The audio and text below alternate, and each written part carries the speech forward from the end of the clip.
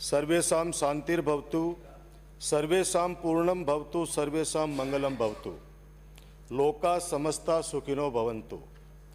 सबका कल्याण हो, सब में शांति हो, सबके कार्य सिद्ध हो, सबका मंगल हो, पूरा संसार सुखी हो। और ये श्लोक मैंने इसलिए बोला है क्योंकि आज माघ संख्या 26 और राजस्थान की 7 करोड़ की जो जनसंख्या है उनके स्वास्थ्य से जुड़ी हुई है और बहुत महत्वपूर्ण मांग है। उस पर मुझे अपने विचार व्यक्त करने के लिए आपने समय दिया, मैं आपका धन्यवाद ज्ञापित करना चाहता हूँ और ईश्वर से ये मंगल कामना करते हुए कि आज इस राजस्थान के सर्वोच्च सदन के अंदर हम लोग बैठे हैं एक ट्रस्टी के रूप में, और हम सब ट्रस्टियों के मुख्य ट्रस्टी हमारे सदन के नेता हमारे यशस्वी मुख्यमंत्री श्री अशोक गहलोत साहब, जिन्होंने चिकित्सा से लेकर हर विभागों के अंदर इस बजट में जो घोषणाएं की हैं जल कल्याणकारी, मैं जहाँ तक समझता हूँ कि मेरी शुभकामनाओं के साथ, और वो भी इस रूप में आभार व्यक्त करना चाहता हूँ कि राजस्थान की जनता, आपने देखा होगा कि मुख्यमंत्री जी के आवास पर 36 कौम की जनता, कर्मचारी वर्ग से जुड़े हुए सभी संगठन किस प्रकार से धन्यवाद ज्ञापित करने के लिए माननीय मुख्यमंत्री जी के यहाँ पे आ रहे हैं। ये इस बात को दर्शाता है कि राजस्थान की जनता माननीय मुख्यमंत्री जी की बातों पर कितना भरोसा करती है। माननीय सभापति महोदय, हमारे मुख्यमंत्री जी का और हमारी सरकार का नारा है निरोगी राजस्थान, खुशहाल राजस्थान। प्राचीन कहावत भी है कि पहला सुख निरोगी काया और जान है तो जान है। राजस्थान की चिकित्सा सेवाओं में जो विस्तार हुआ ये किसी से छुपा हुआ नहीं है। राजस्थान की जनता भूल नहीं सकती इस बात को, चाहे हमने जितने अस्पताल खोले हों, सीएससी खोली हो, पीएससी खोली हो, उपस्वास्थ्य रिकॉर्ड उपस्वास्थ्य केंद्र, निःशुल्क दवा योजना हो, निःशुल्क जांच योजना हो, घातक बीमारियों के बचाव के लिए योजनाओं का विस्तार हो, medical college, nursing college, Ayurveda एवं योग कॉलेज खोलने से संबंधित सभी चिकित्सा क्षेत्र में जनोपयोगी कार्यक्रम प्रारंभ किए और लगातार उन्हें बढ़ाने का कार्य किया। माननीय सभापति महोदय, अभी आप जा रहे हैं भाई साहब, अभी माननीय चिकित्सा मंत्री जी भी 3 साल पहले थे, 3 साल भी हो गए शायद, 3 साल पहले थे, और 3 साल पहले इन्होंने चिकित्सा विभाग को इतना शानदार राजस्थान के अंदर, यानी ऐसा राम राज्य ला रखा था, राम लाल का नहीं, राम राज्य ला रखा था। राम जी को, राम को ही भूल गए, अभी तो आप लोग नारे लगा रहे थे। राम राज्य था कि उस समय सारे पद भरे हुए थे, सारी जांचें चल रही थी, सारे अस्पताल फुल थे, और हमारे आने के बाद के अंदर वो पद भी समाप्त हो गए और वो पद पे जो लोग काम कर रहे थे वो भी छोड़ छोड़ के भाग गए। सुझाव वो व्यक्ति दे रहे हैं जिन्होंने 5 साल चिकित्सा मंत्री की जिम्मेदारी संभाली है। ताज्जुब होता है जब वो अपने मुखारविंद से कह रहे हैं कि मेडिकल कॉलेज 2007 थी, 13 से पहले। अरे साहब, मनमोहन सिंह जी ने, आप उठा लो, ये तो सारा डॉक्यूमेंट्स में है, आजकल तो बटन दबाओगे सब कुछ चीज़ें आ जाएंगी। मनमोहन सिंह जी समय, क्योंकि मैं उस समय सौभाग्य कि अशोक गहलोत सरकार में चिकित्सा राज्य मंत्री की जिम्मेदारी निभा रहा था, सर्वे हो गया था, पीडी कोर एक सर्वे कंपनी थी, उसने सर्वे करना शुरू कर दिया था, और सीकर के अंदर हमने जमीन भी आपको पता है चिन्हित कर ली गई थी। वो बाद में वो कॉलेज कहाँ गई, हालांकि हम तो चाहते थे कि चूरू में भी खोले, झुंझुनू में भी खुले, सीकर में भी खुले, लेकिन चलो आपको मौका मिला और आप उसको लेकर दौड़ पड़े वहाँ पे। कोई बात नहीं, आदमी का समय समय की बात होती है। रख रखाव की बात करें, 2 करोड़ रुपए SMS के अंदर बढ़ा दो, किसने बढ़ाए उस समय की आप हालत सोचिए कि हालत ऐसी थी कि SMS के अंदर कोई पेशेंट अगर 70% बीमार जा रहा है तो वो 100% तो बाहर अंदर घुसते घुसते बेड तक पूछते पूछते हो जाता। हम लोगों ने कितनी सफाई की व्यवस्था करी, खुद हमने रात रात भर जग के वहाँ पे मॉनिटरिंग की। आज वो डेपुटेशन की बात कर रहे हैं, हमारे चिकित्सा मंत्री जी की भावनाओं को भड़का रहे हैं। ये वैसे प्रसादी लाल जी मीणा हमारे चिकित्सा मंत्री जी एक ऐसा दिमाग बना के बैठे हैं, और उल्टा वो खुद समझते हैं इस बात को मुझे आज भी याद है कि जब वो चिकित्सा मंत्री जी थे माननीय सभापति महोदय, उनके ऑफिस में गया मैं, उनके कार्यालय के अंदर, और मैंने ये कहा कि यहाँ पे 7 डॉक्टर काम कर रहे थे, ये यहाँ से 6 आपने कैसे उठा लिए वहाँ से? तो वो खुद भी बोल रहे थे उस समय कि अब क्या करें, दबाव है, सारे आईएएस जयपुर में बैठते हैं, सारे उद्योगपति जयपुर में बैठते हैं, सारे नेता यहाँ पे बैठते हैं, तो मैं क्या कर सकता हूँ। और आज वो ज्ञान दे रहे हैं। उनका ज्ञान सुनकर ताजुब हुआ मुझे, उनका ज्ञान सुनकर मुझे ताजुब हुआ। और आज एक नई चीज और बोली उन्होंने, आज एक बात और बोली कि ये एमओज का पैसा क्यों नहीं बढ़ा दे, पैकेज क्यों नहीं बढ़ा दे। माननीय सभापति महोदय, 16,000 रुपये के अंदर हमारा मो काम करता था, जो 2008 से पहले 16,000 रुपये में मात्र। मैं धन्यवाद देना चाहूँगा हमारे मुख्यमंत्री जी को और तत्कालीन चिकित्सा मंत्री जो मेरे कैबिनेट मंत्री थे दुर्मिया जी को, कि हमारे एक रिक्वेस्ट के ऊपर 30,000 रुपये उन एमओज के किए गए। पहली बार 30,000 रुपये। हमें पता था कि 16,000 के अंदर हमारा एमबीबीएस किया हुआ डॉक्टर कैसे गांव के अंदर अपनी सेवाएं दे सकता है। आपने 5 साल में 1 रुपया बढ़ाया क्या उनका? 1 रुपया भी नहीं बढ़ाया। आज वो पैकेज बढ़ाने की बात कर रहे हैं। एक भी उपलब्धि नहीं बताई इन्होंने। अभी शुरुआत की है भारतीय जनता पार्टी के तरफ से बोलने की, एक उपलब्धि नहीं बताई। और उपलब्धि थी भी नहीं तो बता भी क्या सकते थे। एक उपलब्धि मुझे जरूर ध्यान में है, एक उपलब्धि मुझे ध्यान में है कि हमारी मुख्यमंत्री निःशुल्क दवा योजना, उसका नाम जरूर उन्होंने चेंज किया भामाशाह योजना, ताकि उस योजना का नाम चेंज किया जो पूरे देश के अंदर नहीं देश के बाहर भी लोगों ने तारीफ करी, उसको सराहा।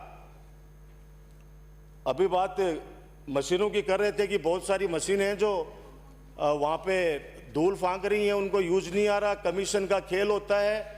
मैं जहाँ तक समझता हूँ कि जितनी स्टडी हमारे माननीय सदस्य मालवीय नगर आने वालों ने की रखी है इस मामले पर, बे लगा लो भाई साहब, बे लगा लो, क्योंकि वन साइडेड वन वे है, थालो मामलो मन पता है वन वे है। सर सभापति महोदय, अब ये बोल तो गए लेकिन ये सुनेंगे नहीं, क्योंकि वन वे मामला है इनका। इनको कहिए प्लीज, हाथ जोड़ के विनती है। हाँ, दोनों तरफ लगा लिया। धन्यवाद धन्यवाद धन्यवाद साहब। तो इनके बारे में इनसे ज्यादा कोई नहीं जान सकता कमीशन का खेला। मैं जहां तक समझता हूं कि वो मशीनें क्यों बेकार पड़ी हैं, क्यों नहीं पड़ी हैं, आप सब समझते हो। लेकिन हाथ जोड़ के विनती है कि 3 साल पहले जिस महकमे को आपने चलाया और जो महकमा 2013 में हम छोड़ के गए थे आपके पास में, उसके बाद की आपकी सरकार ने चिकित्सा विभाग का बट्टा बैठाने का काम किया, इसके अलावा कुछ नहीं किया। माननीय सभापति महोदय, माननीय सदस्य, मुख्यमंत्री चिरंजीवी योजना, माननीय सदस्य, आप उन्हें इनवाइट नहीं करें, आसन को संबोधित करें। और मैं आपसे सभी से आग्रह करता हूं, माननीय अध्यक्ष महोदय ने जो निर्देश दिए वो माननीय नेता प्रतिपक्ष से इनसे सबसे वार्ता करके दिया है। अब आप यदि बीच में इस तरह से इंटरवीन करेंगे तो जो बोलने वाले वक्ता बैठे हैं, जिनको मात्र 7-7 मिनट दिया जा रहा है, उन्हें तकलीफ नहीं होगी क्या?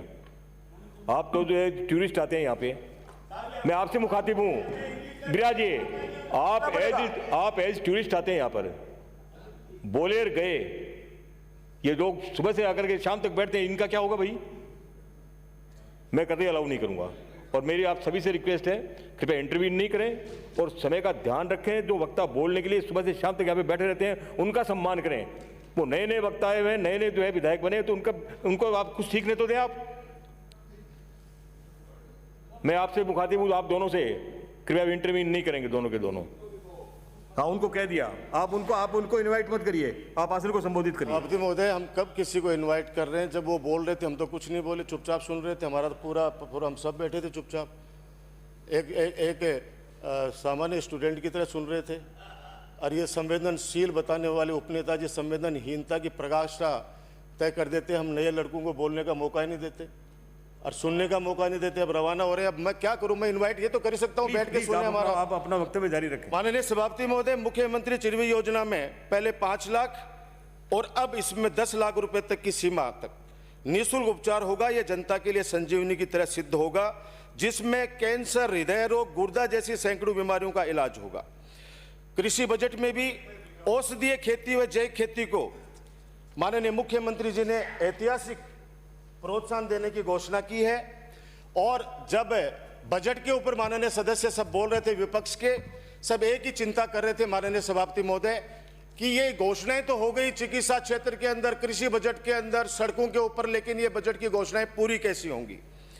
पैसा कहां से आएगा, सब एक बात पर चिंता कर रहे थे, चाहे प्रतिपक्ष के हमारे सम्मानित नेताजी हों।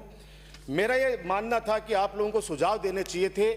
ये तो बात वैसे ही होगी कि कोई बच्चा तैयारी कर रहा है कंपटीशन की और गांव वाले, मोहल्ले वाले, घर वाले उसको ये ताना दें कि तू कैसे IAS बनेगा, तू कैसे डॉक्टर बनेगा, तू कैसे बनेगा, हम देखेंगे तू कैसा बनेगा। लास्ट के अंदर वो बच्चा ये कहता है कि जिस दिन रिजल्ट आए उस दिन देख लेना। तो मैं आपसे भी निवेदन करना चाहता हूं कि जिस दिन ये योजनाएं पिछले 3 साल के अंदर जितनी धरातल के ऊपर हम लोग लेके आए, हमारी सरकार लेके आई है, आने वाले वक्त के अंदर जब ये धरातल पर आकर लोगों को फायदा देगी, उस समय आपको एहसास होगा। वरना आपके पास में 2 साल बाद में चुनाव है, निश्चित रूप से जनता की अदालत में आप और हम जाएंगे तो जनता फैसला करेगी। अरे भाई बधाई हो, उसके लिए बधाई हो, आपको बधाई हो, बहुत बहुत बधाई कि आपको जीत की बधाई। लोकतंत्र के अंदर ये सब चीज़ें चलती है। पंजाब के लिए भी आपको विशेष बधाई 5-4 सीटों के लिए, वहाँ भी आपके लोग थे। पंजाब के अंदर भी तो 5-4 सीटें गिनती की आई हैं, वो भी कैप्टन साहब थे मिलकर। अरे छोड़िए आप इस बात को, हमने भी बहुत अच्छी जीत देखी है, अच्छी जीतें देखी है और हार भी देखी है। लोकतंत्र के अंदर हार और जीत एक सिक्के के 2 पहलू हैं, हार जीत चलती रहती है और हम लोग आश्चर्यचकित हैं, आश्चर्यचकित जरूर है, लेकिन निराश नहीं है। आने वाले वक्त के अंदर सब चीजें आएंगी, चिंता मत करिए। मुख्यमंत्री जी ने अपने बजट में राष्ट्रपति नेल्सन मंडेला जी के उस कथन को सार्थक किया है जो आप लोगों की एक क्वेरी चल रही थी बार बार।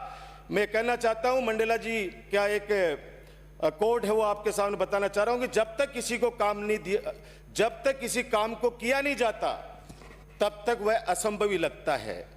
मुख्यमंत्री निःशुल्क दवा योजना, मुझे आज भी याद है जब माननीय मुख्यमंत्री जी 8 से 13 के बजट में घोषणा कर रहे थे, तब पूरे विपक्षी सदस्यों ने एक ही बात कही कि क्या संभव है, क्या सरकारी अस्पतालों के अंदर फ्री इलाज मिल सकता है, क्या ऐसा हो सकता है कि जांचें फ्री हो जाएंगी।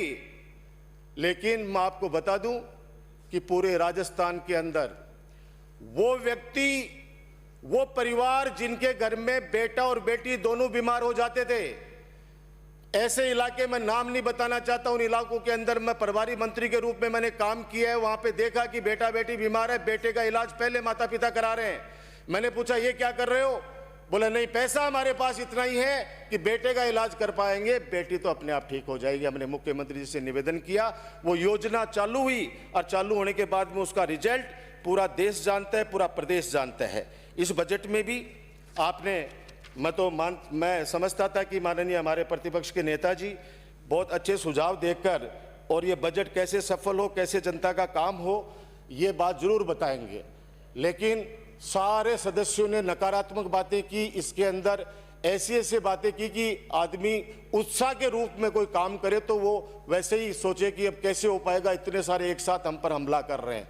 लेकिन आपने जितने भी हमले किए हमारे मुख्यमंत्री जी के ऊपर, उन्होंने आपको क्या जवाब दिया कि घोषणा मैंने सोच समझ के की है। मैं जितनी भी घोषणाएं करता हूं वो खुद उसको मॉनिटर करते हैं। आप पैसे की चिंता मत कीजिए, मैं हूं ना। ये बात किसने कही, ये हमारे सदन के नेता ने। और जैसे ही आपके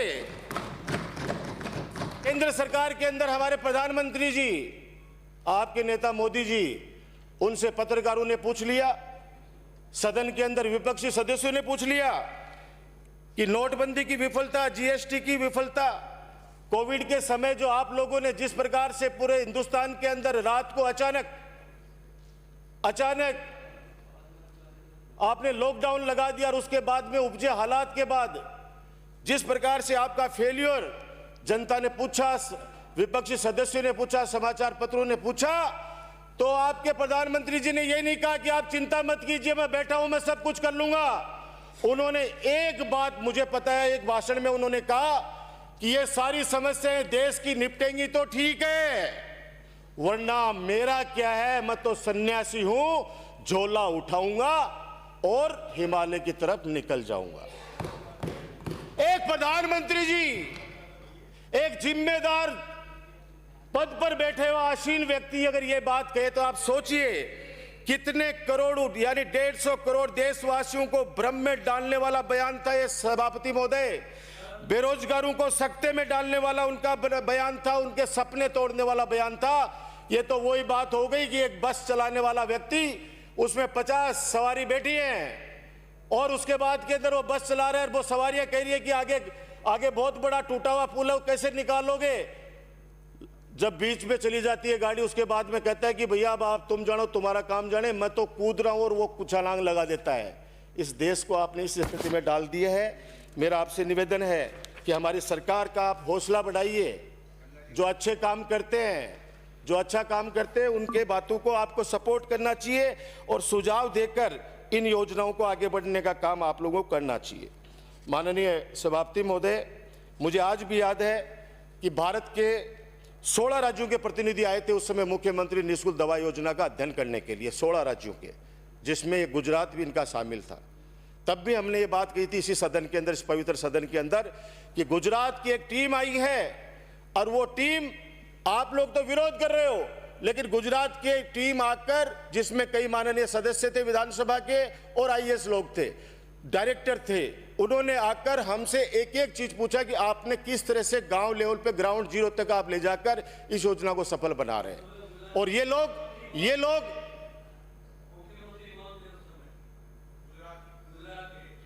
अब गुजरात को मुख्यमंत्री मन तो टाइम पर तो भाई, हाँ, नरेंद्र मोदी जी थे। मैं अब क्या है कि अब वो बातें बहुत टाइम की हो गई अब। और हिंदुस्तान से तो लोग आए। अमेरिका के पूर्व राष्ट्रपति बराक ओबामा के सलाहकार पैट्री कोसार्ड भी निःशुल्क दवा योजना की जानकारी लेने के लिए हमारे जयपुर के बस्सी आए। उन्होंने भी प्लानिंग देखी और इस योजना को सराहा। माननीय सभापति महोदय, चिरंजीवी योजना और पुरानी पेंशन बहाली, चिकित्सा विभाग के बहुत सारे कर्मचारी इससे लाभान्वित हो रहे हैं। खुशी की लहर है कर्मचारियों के अंदर। एक सीएमआर के अंदर तो एक महिला बैठी थी कर्मचारी, उसने कहा कि हमें बुढ़ापे की लाठी दे दी है।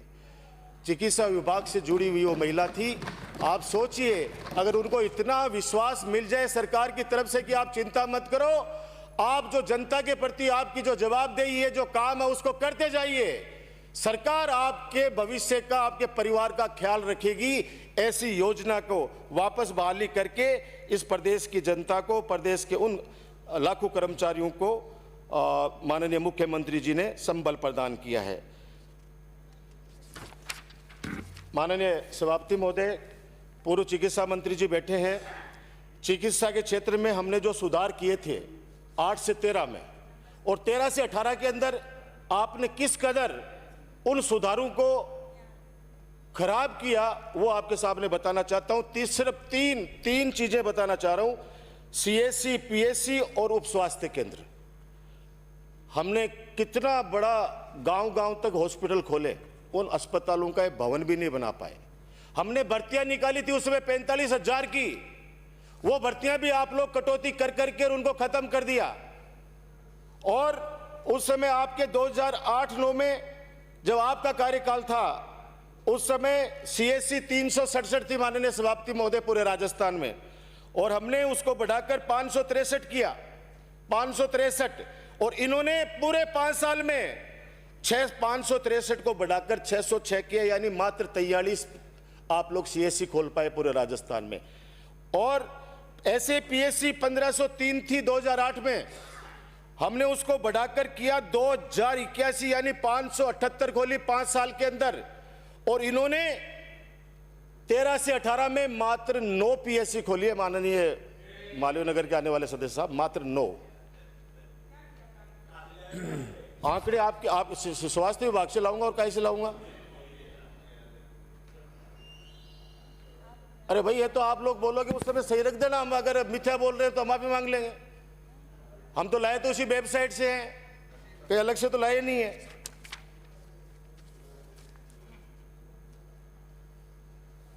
एक बहुत बड़ा पाप किया माननीय कालीचंद श्राफ साहब आपने चिकित्सा मंत्री रहते हुए। माननीय प्रतिपक्ष नेताजी, अरे लांछन इसलिए कहना चाहता हूं कि चिकित्सा विभाग के हमारे पीएससी, सीएससी आपने पीपीपी मोड पे दिए या नहीं दिए, बता दीजिए आप। पीपीपी मॉडल पे दिए माननीय सभापति महोदय इन्होंने। और आपको ध्यान है कि उस समय हम लोग मात्र 21-22 लोग ही बैठे थे विपक्ष के अंदर, 163 लोग थे इधर। इन्होंने चिकित्सा संसाधन पीपीपी मोड में दे दिए। और वो भी पीपीपी मोड उन व्यक्तियों को जिनको खुद का हॉस्पिटल चलाने का अनुभव नहीं।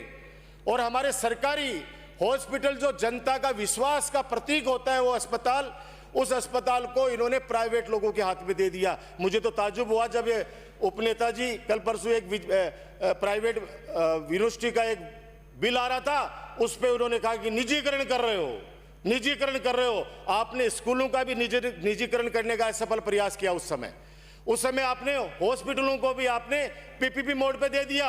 अब धीरे धीरे जैसे जैसे उनके कॉन्ट्रैक्ट जो आपके द्वारा किए गए वो खत्म हो रहे हैं, हम वापस लेके आ रहे हैं, वापस सरकार के अंदर उन अस्पतालों को ले रहे हैं। लोगों के अंदर खुशी की लहर है इस बात की। माननीय सभापति महोदय, 108 एम्बुलेंस संजीवनी बनकर उभरी है पूरे राजस्थान के अंदर, नहीं पूरे देश के अंदर। राजस्थान सरकार और केंद्र सरकार का जॉइंट वेंचर है, दोनों मिलकर चलाते हैं इसको। लेकिन मुझे कहते हुए दुख है, मैं माननीय चिकित्सा मंत्री जी आपका ध्यान विशेष रूप से आकर्षित करना चाहूँगा, क्योंकि 108 एम्बुलेंस उन लोगों के लिए जो तुरंत कोई गाड़ी किराए की नहीं कर सकते, उनके पास इतना पैसा नहीं होता। हमारी 108 एम्बुलेंस उस पेशेंट को ले जाकर अस्पताल तक पहुंचाती है बिना किसी पैसे के, बिना किसी शुल्क के। आज निजी कंपनियां 2008 से लेके तब से लेके जब से ये योजना चालू हुई है, हम निजी कंपनियों को ठेका दे रहे हैं। मैं कह रहा हूं, आप सब विधायक महोदय, चाहे पक्ष के और विपक्ष के हो, आप अपनी आत्मा से सोच लेना। 108 एम्बुलेंस के कहीं पे टायर नहीं है, कहीं पर उनमें डीजल के पैसे नहीं है। और हद तो तब हो गई जब इन्होंने एक नवाचार किया है। अभी एक कंपनी है ये जीवीके, एक भ्रष्ट कंपनी है जीवीके कंपनी, इसने एक नवाचार किया है माननीय सभापति महोदय। इन्होंने कहा कि हमें कंपाउंडर वो चाहिए जिसके पास में ड्राइविंग लाइसेंस होना चाहिए। क्यों भाई?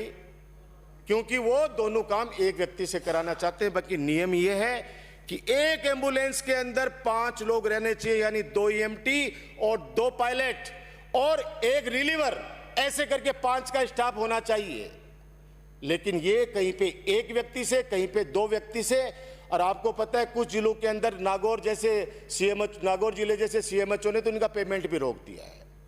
अपना पैसा पूरा ये उठाते हैं अपने से, और पैसा भी कितना उठाते हैं कि 2021-22 में इन एम्बुलेंस के संचालन में करीब 199.68 करोड़ का खर्च हुआ है, जिसमें NHM से 88 करोड़ और राज्य सरकार से करीब 111 करोड़ रुपए का भुगतान किया गया है। माननीय सभापति महोदय, आपके माध्यम से प्रार्थना करना चाहता हूं कि एक माननीय सदस्यों की, चाहे पक्ष विपक्ष निर्दलीय, सबको मिलाकर एक कमेटी बना दीजिए। एक बार जाकर हम लोग इनकी ऑडिट तो करें, हम जांच तो करें एक बार जाकर कि किस कदर इन लोगों ने हमारा राजस्थान सरकार से, केंद्र सरकार से पैसा तो उठाते हैं जीवीके वाले, लेकिन वो पैसा आगे कितना दे रहे हैं, कितना स्टाफ को रखे हुए हैं, स्टाफ के नाम पर ये लोग कितना पैसा उठा रहे हैं, इसकी ऑडिट होनी चाहिए। माननीय चिकित्सा मंत्री जी, हो सकता है कि कुछ लोगों को ये समझे कि भाई हमारा कोई व्यक्तिगत है। मैं तो कह रहा हूं व्यक्तिगत किसी का कुछ नहीं होता है, हम सब लोग ट्रस्टी हैं। और एक मांग भी करना चाहूंगा, आप जब जवाब दें माननीय मुख्यमंत्री जी के माध्यम से, आपके माध्यम से, जो भी हो, एक भला कर दो इस राजस्थान पे, एक नई परंपरा शुरू कर दो पूरे देश के अंदर कि NRHM से जुड़े हुए जितने भी ये कर्मचारी हैं, चाहे वो ड्राइवर हो, चाहे EMT हो, चाहे ऑफिस का पूरा स्टाफ जो इनको संभालता है, उस योजना में जो लोग लगे हुए हैं, इनको परमानेंट करो। परमानेंट करने से क्या होता है, क्योंकि ये लाला की नौकरी करते हैं, उसकी मर्जी है उसको निकाल देता है, मर्जी है उसको रख लेता है। और इसमें नौकरी लगाने के अंदर कोई मेरिट की आवश्यकता नहीं है। इनको पास में ये बार्गेनिंग करते हैं कि हम 8,000 रुपये देंगे, तेरे को काम करना है क्या? दूसरा आ गया वो 7,000 में तैयार है तो वो 7,000 रुपये में। आज सोचिए कि 7,000 रुपये के अंदर वो ड्राइवर उस एम्बुलेंस को चलाएगा 24 घंटे, तो लास्ट के अंदर वो क्या करेगा आप खुद समझ जाइए। मैं कहना नहीं चाहता किस कदर से टायर उठा ले जाते हैं, डीजल ले जाते हैं निकाल के उसमें से। तो आप एक बार अगर ये स्टाफ परमानेंट हो जाएगा 108 का, तो वो व्यक्ति रुचि लेके उसमें काम करेगा, उसकी जवाबदेही भी तय हो जाएगी कि हाँ मैं परमानेंट नौकर हूं, परमानेंट मैं काम करता हूं, इसलिए मेरी नौकरी जा सकती है। वो लोग तो वो है, उनको तो कभी भी हटा दो, कभी भी लगा लो। इसलिए मेरी आपसे मांग है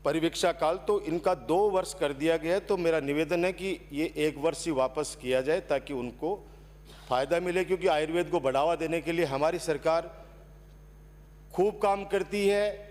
और जो गौ माता का आयुर्वेद का नाम लेकर आप सबको पता है कि वो किस तरह की बात करते हैं, लेकिन आयुर्वेद को जिंदा रखना है हमें, ये आपको मेरा निवेदन है। ऐसे ही होम्योपैथी विभाग से भेजे गए, होम्योपैथी विभाग ने 656 पदों को सृजित करने का एक पत्र लिखा है आपको। निवेदन है आपसे कि वर्षों से संविदा के ऊपर होम्योपैथी चिकित्सक अपने यहाँ काम कर रहे हैं, उन व्यक्तियों को नियमित करें। वो 571 की संख्या है। टोटल पद 656 विभाग ने अपनी आवश्यकता बताई है। तो मुझे उम्मीद है कि आप इसको गंभीरता से विचार करेंगे। तीसरा, एक मांग और है कि जिस प्रकार से पूरे राजस्थान के अंदर पंचायत हेडक्वार्टर पर या जितनी भी 10वीं स्कूलें थी उनको हमने 12वीं तक किया है, तो मैं मांग करूंगा माननीय मुख्यमंत्री जी से, आपके माध्यम से चिकित्सा मंत्री जी, कि हर पंचायत हेडक्वार्टर पर पीएससी यानी जो सब सेंटर है उसको पीएससी के अंदर क्रमोन्नत कर दिया जाए ताकि लोगों को इलाज सुलभ हो सके। एक बड़ा ऐतिहासिक फैसला हो जाएगा प्रत्येक हेडक्वार्टर पर, क्योंकि 2011 की जनसंख्या से हम लोग तुलना कर रहे हैं, उसके बाद कोई जनगणना हुई नहीं है। तो अगर आज की देखा जाए तो कितनी जनसंख्या के अंदर बढ़ोतरी हो गई है। तो ग्राम पंचायत पर हेडक्वार्टर पर अगर पीएससी खोल दी जाए तो उसका बहुत फायदा मिलेगा। माननीय सभापति महोदय, इस बार सदन में और सदन के बाहर यानी पूरे प्रदेश में एक बात की चर्चा रही इस बजट के बाद, और वो भी नॉन इश्यू को इश्यू बनाया गया। नॉन इश्यू को इश्यू बनाया गया, और वो नॉन इश्यू क्या था? Mobile phone. चर्चा होनी तो ये चाहिए थी कि करोड़ों महिलाएं जो चिरंजीवी योजना से जुड़ी हुई हैं उनको हमारी सरकार ने मोबाइल दिए हैं, और जैसे कि परंपरा है माननीय विधायकों को भी मोबाइल फोन दिए गए। तो उन्होंने समाप्त करें। मोबाइल फोन दिए गए, और जब घोषणा कर रहे थे माननीय मुख्यमंत्री जी, उस समय विपक्ष के साथी सब मेज को थपथपा रहे थे। फिर पता नहीं शाम को क्या हुआ कि सब लोगों का एक मैसेज आने लगा मीडिया के ऊपर कि हम लोग मोबाइल लौटा रहे हैं। और पूरे राजस्थान के अंदर विधायकों की जिस प्रकार से, मैं कह रहा हूं कि एक खिल्ली उड़ाई गई लोगों में, जो सोशल मीडिया के अंदर जो विधायकों के खिलाफ एक मोबाइल को लेकर, एक 80,000 रुपये का मोबाइल। लेकिन माननीय सभापति महोदय, मैं मोबाइल वाली बात सर अच्छी नहीं लगी है सभापति महोदय, मेरे को अभी तो 20 मिनट हुए हैं, तो 2 मिनट में समाप्त करें। ये लो है। धन्यवाद। श्री संदीप।